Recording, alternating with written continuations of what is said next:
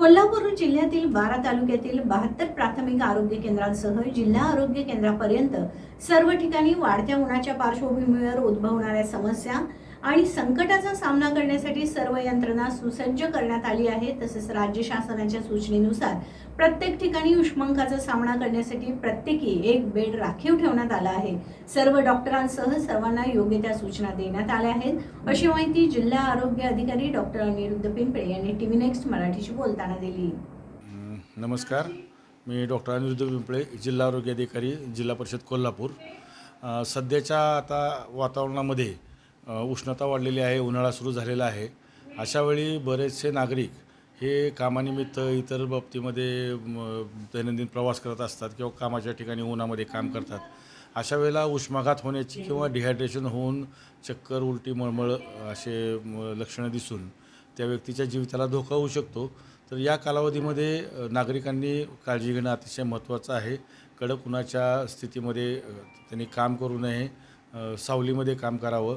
उन्हापासून संरक्षण करण्यासाठी छत्री किंवा इतर गोष्टीचा अवलंब करावा।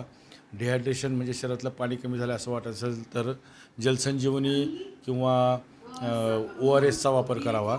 आणि सर्वात महत्त्वाचं म्हणजे अशी काही लक्षणं आढळली तर लवकरात लवकर आपल्या नजीकच्या उपकेंद्रामध्ये, प्राथमिक आरोग्य केंद्रामध्ये उपचार घ्यावेत। आपल्या जिल्ह्यातील सर्व 81 प्राथमिक आरोग्य केंद्रामध्ये आपण स्वतंत्र उष्माघात कक्ष करून एक बेड राखीव ठेवलेला आहे आणि जलसंजीवनीची सोय केलेली आहे। तज्ज्ञ डॉक्टरांच्या मार्गदर्शनाखाली उपचार घेतला तर निश्चितच उष्माघातापासून आपला झालेल्या आजारापासून आपण वाचू शकतो। दुसरी महत्त्वाची बाब म्हणजे सध्याच्या कालावधीमध्ये महाविद्यालये आणि शाळा बंद आहेत आणि त्यामुळं जे आपण रक्तदान शिबिरं मोठी घेतो ती सध्याच्या कालावधीमध्ये, परीक्षानंतरच्या कालावधीमध्ये आता होत नाही आहेत।